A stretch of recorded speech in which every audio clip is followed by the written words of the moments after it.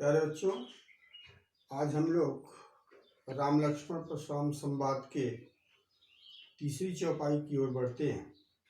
बिहस लखन बोले मृदुबानी, अहो मुनीश महा भट्ट मानी।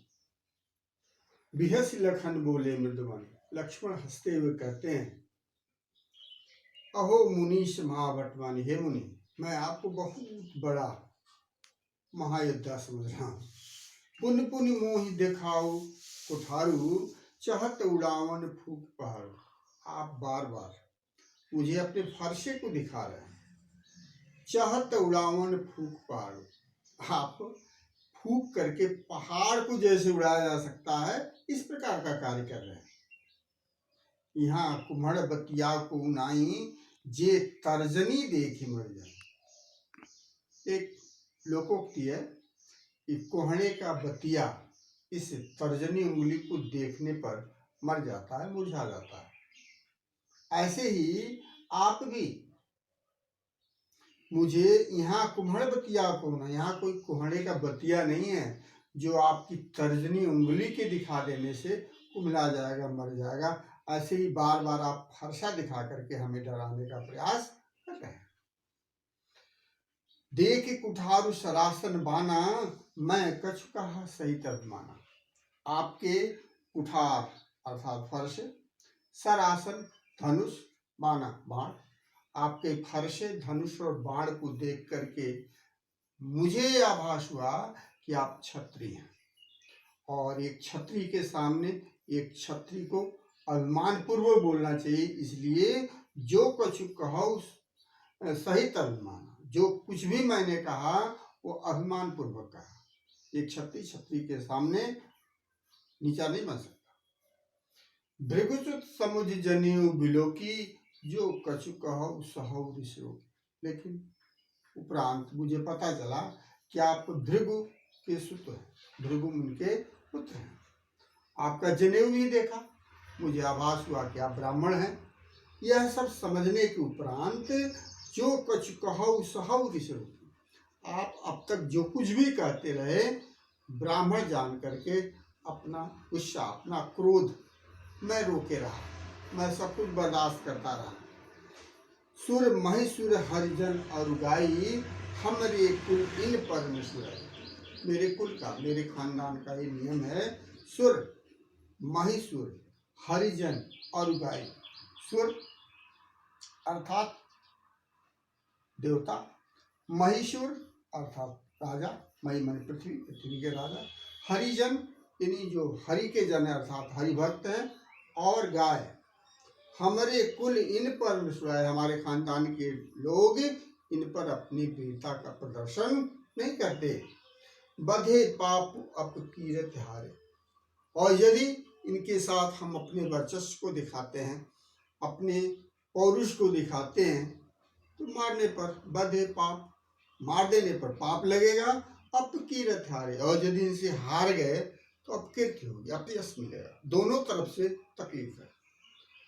आप मारते हो पाप पर ये तुम्हारे, यदि आप मुझे मारेंगे भी तब भी मैं आपका चरण पकड़ लूंगा, पैर पड़ जाऊंगा। कोटि कुलिश सम वचन तुम्हारा, व्यर्थ धरऊ धन बान कुठारा। हे मुनि, कोटि कुलिश सम वचन तुम्हारा, करोड़ों वज्र के बाण की तरह तो आपकी बातें ही हैं। आपकी बातें ही करोड़ों बाण की तरह चुभने वाली हैं। व्यर्थ धरऊ धनवान कुठार, आप बेकार में धनुष बाण और तलवार लिए हुए हैं। आपका काम तो बोली से ही चल जाने वाला है। इस पर लक्ष्मण जी ने फिर अंत में कहा, जो बिलो की अनुचित कहो क्षमहु महामुनि धीर। हे महामुनि, यदि आपके बिलो, आपके देखने में अनुचित कहो, कुछ भी मैं अनुचित कहा हूं तो क्षमा हूं, मुझे क्षमा करें। ये मुनिवर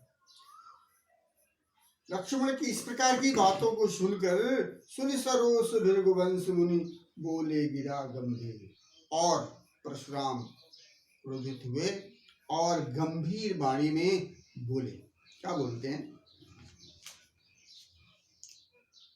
कौशिक सुनहु मंद यह बालक, कुटिल काल बस निज कुल घालक। भानुवंश राकेश कलंकु, निपट निरंकुश अबुध असंकु। काल कवल हुई छन माही, कहो पुकार खोर मोहि नाही। तुम हट कहो जो चाहु बारा, कहीं प्रताप बल रोष हमारा।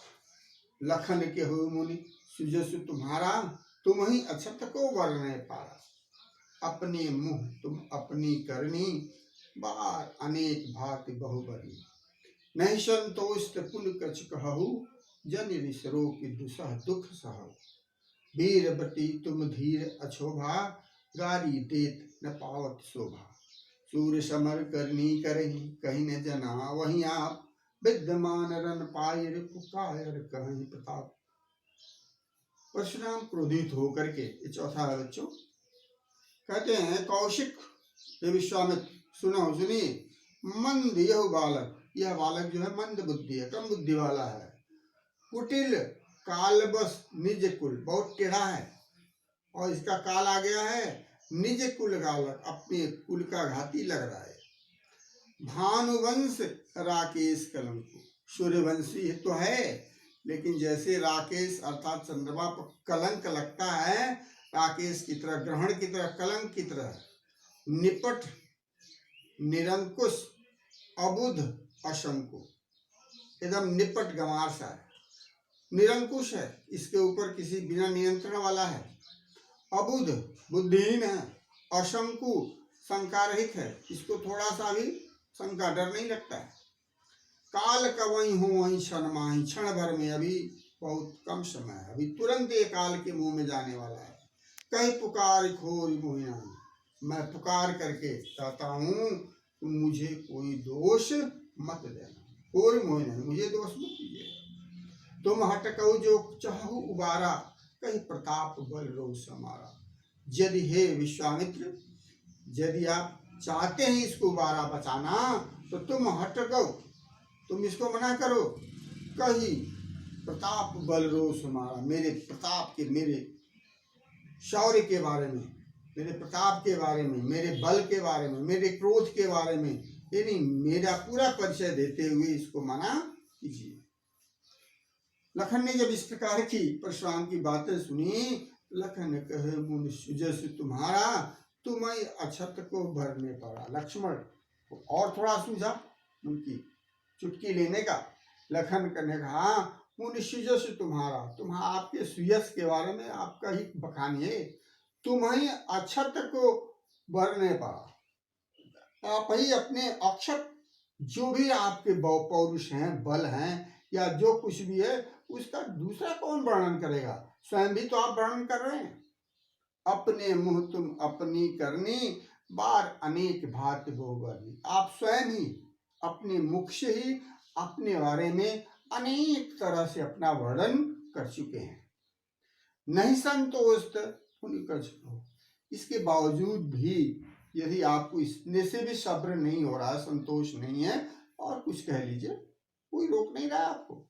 जनिरिस रोक दुसह दुख सहो, और आप अपने क्रोध को रोक करके दुसह दुख मत सहिए। आप क्रोध रोकेंगे तो आपको अतिशय दुख होगा, इसलिए जो कुछ भी आपके मन में है वो सब व्यक्त कर दीजिए। सूर समर करनी करही, कहीं ने जना वहीं आप। लक्ष्मण ने कहा कि हे प्रभु, सूर समर करनी करे, वीर योद्धा जो हैं रणभूमि में कार्य करते हैं, अपने मुख से अपने पौरुष का बखान नहीं करते। विद्यमान रण पाए कायर कहीं प्रताप, रण में, युद्ध क्षेत्र में शत्रु को सामने पा करके कायर लोग ही अपनी प्रताप के बारे में, अपनी शौर्य के बारे में गाथा सुनाते हैं। वीर तो अपने शत्रु को रणभूमि में पाकर उस पर प्रहार करने का प्रयास करते हैं, जो विजय प्राप्त करने का प्रयास करते हैं।